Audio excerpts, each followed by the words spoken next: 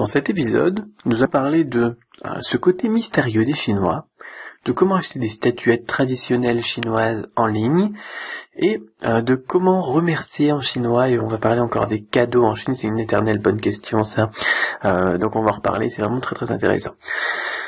Eh bien, c'est parti. Bonjour, c'est Cédric Boy et bienvenue dans l'épisode 13 de la Chine, le chinois commencer vraiment, hashtag LCLCCCV dans lequel je réponds à vos questions en vous présentant bien la Chine et le chinois, tel que je les vois et tel que je les vis. Alors, donc un épisode quand même aujourd'hui c'est dimanche, alors peut-être que pour l'instant les épisodes ils sont pas encore en ligne, donc ils devraient arriver demain lundi, mais j'aime trop, voilà, c'est vraiment agréable de faire ça. Donc l'épisode 11 il est pas disponible, comme ça sera un bonus, voilà. Pour m'excuser, pour me faire pardonner, même si je vais expliquer pourquoi, du retard des derniers épisodes. Non, je rigole, en fait, c'est pas pour me faire pardonner, c'est tout simplement parce que ça me fait plaisir d'enregistrer ça et de répondre à ces questions. Et j'espère que je vous manque d'ailleurs. Alors, on commence tout de suite avec première question, qui me dit, le chinois, le monsieur tout le monde, est-il facile à cerner? Ou reste-t-il réellement mystérieux, comme on le dit souvent en Europe? Alors attention, parce que là on est dans une question préjugée. Alors, j'en avais vu une autre, d'ailleurs je l'ai pas prise pour cet épisode, mais c'est vraiment une question préjugée aussi. Si je vous donne des informations sur Monsieur Tout-le-Monde, on va être un petit peu bloqué. Donc on va déjà parler dans un premier temps des Chinois peut-être culturellement parlant, mais on peut pas dire le chinois, on peut pas dire le monsieur tout le monde. Sinon on rajoute des préjugés. Les préjugés, comme je vais vous le dire à la fin de cet épisode, ici, on les tue. Voilà, on n'en veut pas.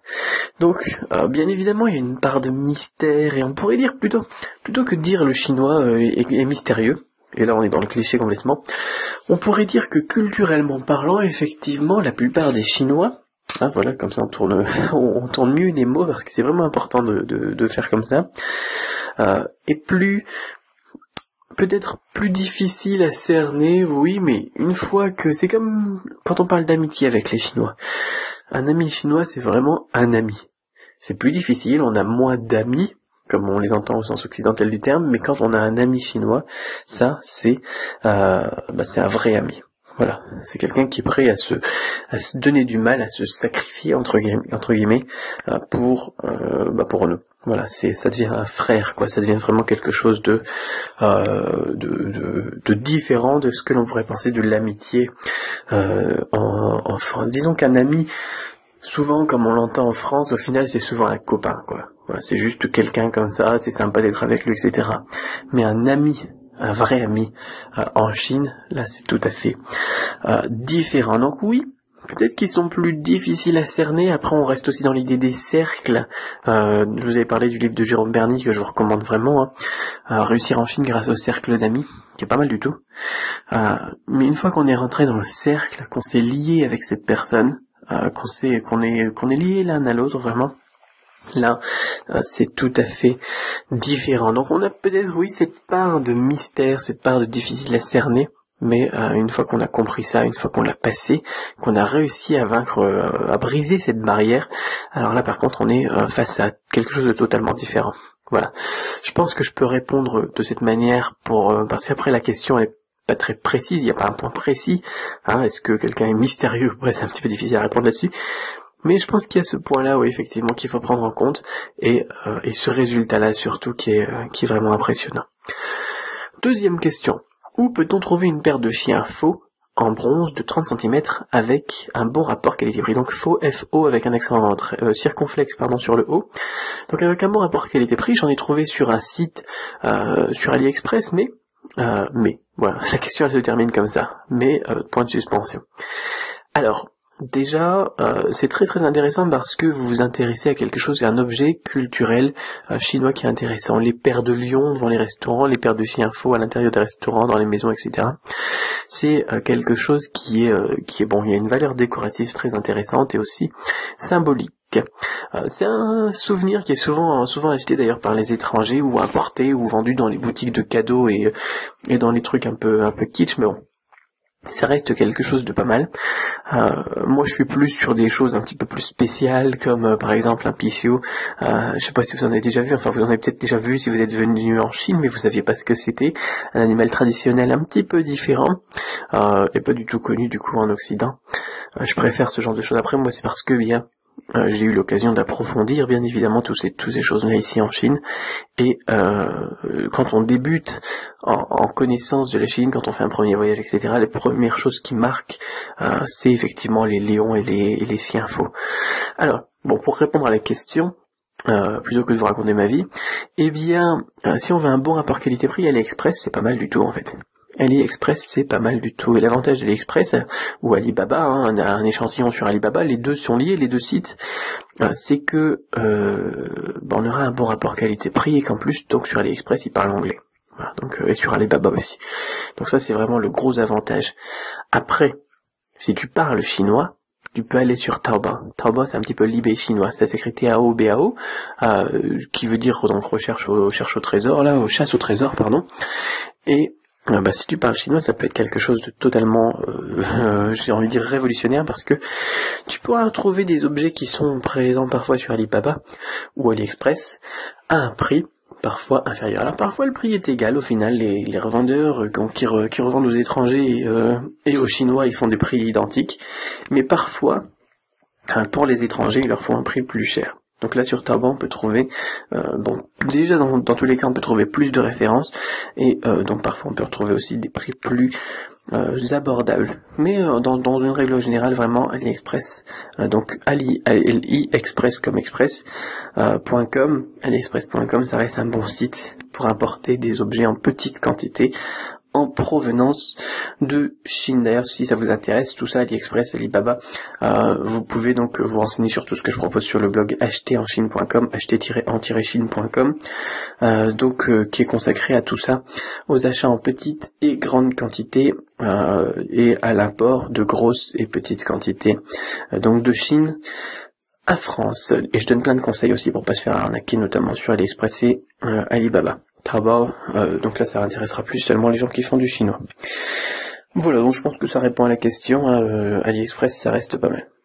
Alors, question 3 de JDL qui me dit: comment remercie-t-on en chinois? Quels sont les us et coutumes? Et quand on est invité pour un pot, un dîner, un week-end? Alors, quels sont les petits cadeaux les plus appréciés en venant de France, qui prennent peu de place et qui sont raisonnables en prix? On m'a parlé de rillettes. Ils ont du foie gras, je pense. Comment dire non poliment?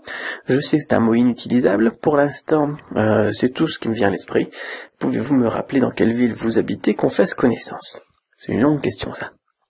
Alors, point par point, comme d'habitude. Comment remercie-t-on en chinois? Ça, c'est important, parce que, généralement, si vous demandez à quelqu'un qui fait du chinois, par exemple, vous dites comment est-ce qu'on remercie en chinois, on va dire, tu dis xie xie. Xie xie, ça veut dire merci. Sauf que, en Chine, culturellement parlant, on va pas avoir tendance à remercier pour tout. Donc, on peut remercier parfois, mais si, par exemple, on vous fait un compliment, on va pas dire xie xie.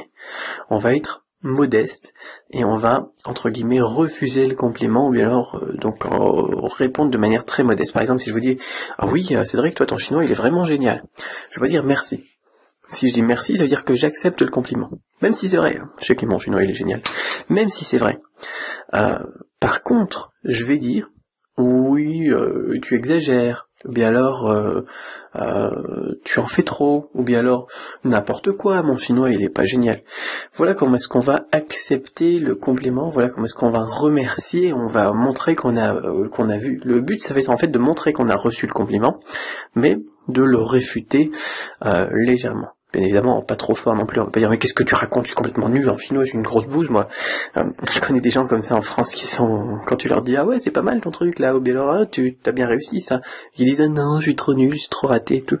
Ça commence généralement dans les années collège-lycée. On est toujours comme ça.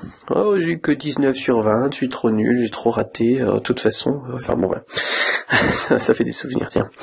Et donc, on va trouver un juste milieu entre les deux. Voilà, donc comment remercie-t-on en chinois? Ensuite, donc, quels sont les us et coutumes quand on est invité pour un pot, un dîner, un week-end? Il est important d'arriver à l'heure, mais pas trop tôt. Il est, voire pourquoi pas d'arriver plus tôt. et de donner un coup de main. Ça, c'est quelque chose qui se fait. Par contre, jamais en retard. Hein. De toute façon, les gens ils vous attendront pas. Généralement, quand vous êtes invité, par exemple, à un repas de mariage à 6h30, si vous arrivez à 7h30, eh bien le repas il est déjà commencé et vous rejoindrez le repas en cours. Voilà, tout simplement. Ensuite, donc, qu'est-ce qu'il faut dans les us et coutumes aussi important généralement quand on est invité, que ce soit un repas de fête ou pas, d'être habillé normal, c'est-à-dire pas de costume, cravate. D'ailleurs, sinon vous pourriez faire de l'ombre aux mariés. Ensuite, ramener un petit cadeau. Généralement, on ramène un petit cadeau. Donc, quand c'est un mariage ou un événement de ce genre, on ramène une enveloppe rouge. On en a parlé des enveloppes rouges avec une somme d'argent, par exemple environ 30 euros, 50 euros, 80 euros. Là, ça dépendra. On pourra en reparler d'ailleurs si vous posez la question spécifique sur les enveloppes rouges. Et sinon, si c'est un repas normal à la maison, un pot, un dîner, on ramène. Donc là aussi un petit cadeau. Si c'est à la maison, on peut ramener une caisse de lait, on peut ramener une caisse de jus de fruits, on peut ramener une caisse de fruits, on peut ramener des biscuits, on peut ramener de l'alcool. Voilà, ramener un petit quelque chose, tout simplement. Si c'est pas à la maison, c'est juste un dîner, généralement on préférera ramener l'alcool. Donc et même s'il y a déjà de l'alcool, hein, c'est un cadeau quoi. Comme ça, on ramène un petit quelque chose. C'est comme en France, hein, quand il y a quelqu'un qui vous ramène des biscuits et que vous êtes invité à vous ramener des biscuits, peut-être que lui il avait déjà des biscuits chez lui, mais c'est pas grave, c'est le geste qui est important. Voilà. Ensuite, quels sont les petits cadeaux les plus appréciés en venant de France? Alors là c'est autre chose. En venant de France, et c'est important parce que là précise bien petit cadeau, parce que sinon je serais déjà parti sur les cognacs, les Cilet Mont Blanc, etc. Peu de place et raisonnable comme prix. Tout simplement effectivement quelque chose qui se trouve en France et qui se trouve pas en Chine. Ça permet de jouer sur les prix. Par exemple, on peut travailler sur un vin d'un vigneron indépendant. On peut travailler sur, pourquoi pas, effectivement des rillettes, même si les rillettes, ça passe pas trop bien à l'avion. Ça supporte pas très bien quand c'est plus au frais, qu'ensuite vous le faites passer par des... Bon, si c'est en cabine, ça va encore, c'est plus facile, mais si vous le faites passer en soute, avec les variations de température, c'est pas forcément terrible. Vaudrait mieux pas qu'il soit malade. En plus, les charcuteries, c'est un petit peu difficile aussi parfois. Mais bon, généralement, c'est pas contrôlé pour ça. Non, j'aurais plus tendance à recommander, oui, pourquoi pas des produits ou des rillettes qui sont en conserve, on va dire.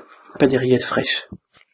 Des rillettes en conserve, du foie gras en conserve, comme un petit peu les paniers cadeaux aussi qu'on peut offrir parfois en France. Les alcools, effectivement. Les biscuits, ce qui est régional. Le foie gras, effectivement, ils en ont, mais quand vous ramenez un foie gras qui est estampillé France, d'un producteur indépendant, là aussi qu'on pourra jamais trouver à Carrefour Chine, ça peut faire extrêmement plaisir. Et ça prend pas trop de place dans tous ces trucs-là. Ça prend pas beaucoup de place. Parfois c'est lourd, hein, une conserve, c'est un petit peu lourd, mais ça prend pas de place et c'est raisonnable comme prix, donc je suppose que ça répond à la question.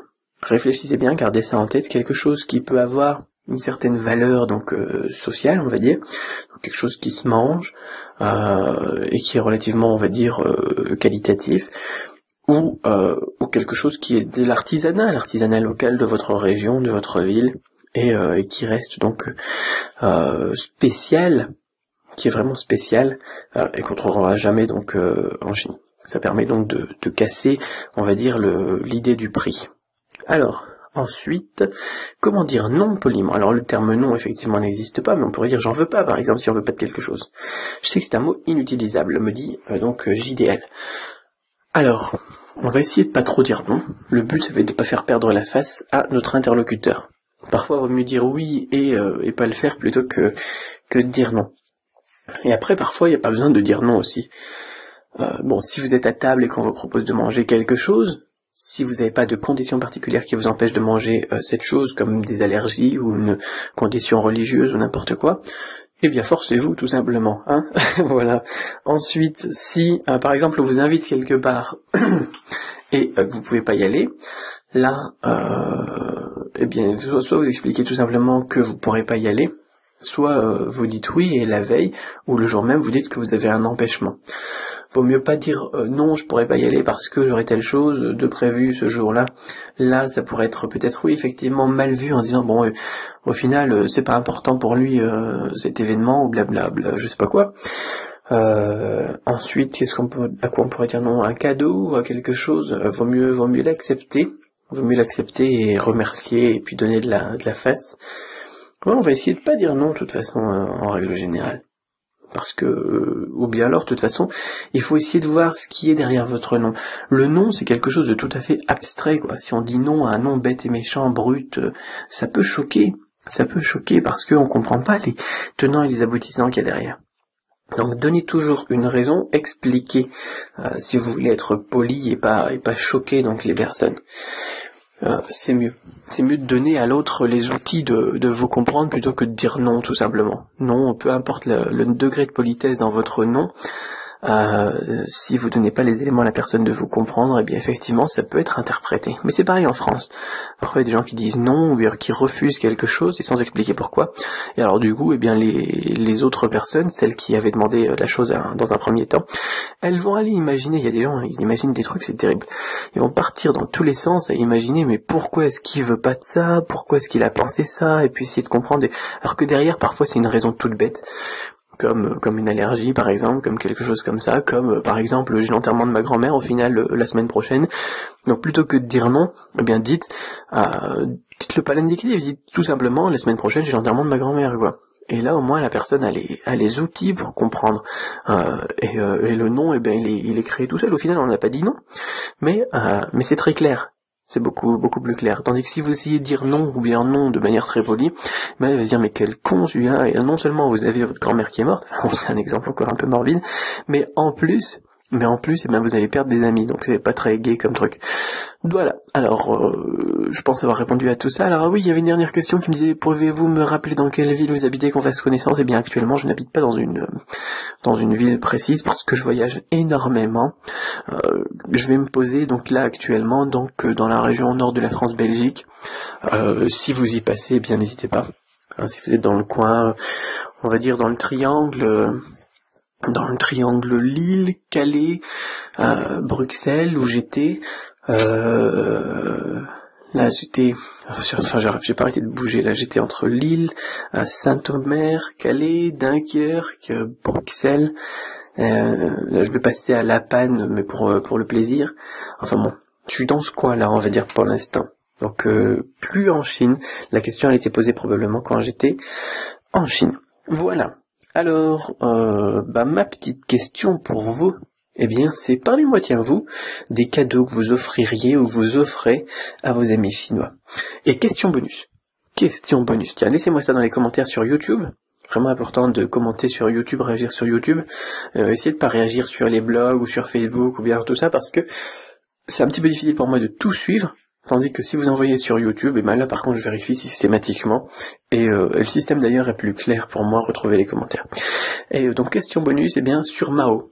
Qu'est-ce que vous pensez de Mao, l'histoire de Mao, les activités de Mao, je sais pas moi, la grande famine, ou bien alors le changement, la révolution culturelle, les changements qui ont été apportés à la Chine avec la révolution de Mao, etc. Mardi on va essayer de faire une spéciale Mao, justement en l'occurrence.